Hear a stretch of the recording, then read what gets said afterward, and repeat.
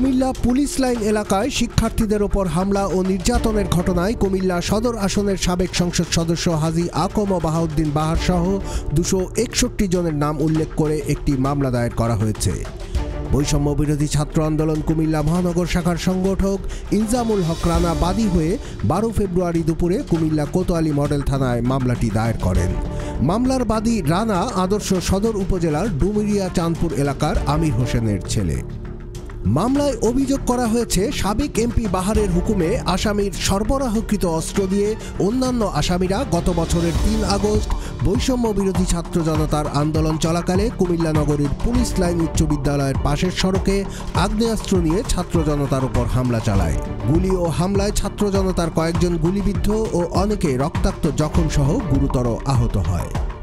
মামলার আলোচিত অপর আসামিরা হচ্ছেন আদর্শ সদর উপজেলা পরিষদের সাবেক চেয়ারম্যান আমিনুল ইসলাম টুটুল, সাবেক মহিলা ভাইস চেয়ারম্যান হোসনে আরা বকুল, সদর দক্ষিণ উপজেলা পরিষদের সাবেক চেয়ারম্যান আব্দুল হাই বাবলু, বুড়িচং উপজেলা পরিষদের সাবেক চেয়ারম্যান আখলাক হায়দার, লাকসাম উপজেলা পরিষদের সাবেক চেয়ারম্যান অ্যাডভোকেট ইউনুস ভুঁইয়া, মহানগর আওয়ামী লীগের ভারপ্রাপ্ত সাধারণ সম্পাদক আতিকুল্লাহ খোকন, যুগ্ম সাধারণ সম্পাদক আহমেদ নিয়াজ পাভেল, মহানগর যুবলীগের আহ্বায়ক আবদুল্লাহ আল মাহমুদ শহীদ, মহানগর স্বেচ্ছাসেবক লীগের সভাপতি জহিরুল ইসলাম রিন্টু, সাধারণ সম্পাদক সাদেকুর রহমান পিয়াস, জেলা আইনজীবী সমিতির সভাপতি মুস্তাফিজুর রহমান লিটন, সাধারণ সম্পাদক মোহাম্মদ জাহাঙ্গীর আলম, সাবেক সভাপতি আব্দুল মমিন ফেরদৌস, সাবেক পিপি জহিরুল ইসলাম সেলিম, সাবেক প্যানেল মেয়র হাবিবুর আল আমিন সাদি, মহানগর আওয়ামী লীগ নেতা নুরুর রহমান মাহমুদ তানিম, জেলা পরিষদের সাবেক সদস্য অ্যাডভোকেট ফাহমিদা জেবিন, কুমিল্লা বিশ্ববিদ্যালয় শাখা ছাত্রলীগ নেতা রেজা ই এলাহি ও বিপ্লব চন্দ্র দাস।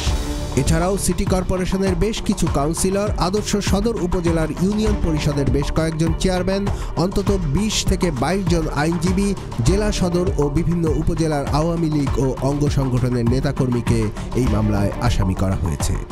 মামলার বাদী মোহাম্মদ ইনজামুল হক রানা বলেন, বৈষম্য বিরোধী আন্দোলন চলাকালে ফ্যাসিবাদী আওয়ামী লীগের দোসররা প্রকাশ্যে নিরস্ত্র ছাত্র জনতার উপর হামলা করেছিল। এর ভিডিও ও স্থিরচিত্র সহ সকল তথ্য প্রমাণ সংগ্রহ করে মামলাটি দায়ের করা হয়েছে। অবিলম্বে তাদের গ্রেফতারের দাবি জানিয়েছেন তিনি। কোতোয়ালি মডেল থানার ওসি মোহাম্মদ মহিনুল ইসলাম জানান, বাদীর লিখিত অভিযোগটি পেয়ে মামলাটি রেকর্ড করা হয়েছে। মামলার তদন্ত ও আসামিদের গ্রেফতারের চেষ্টা চলছে।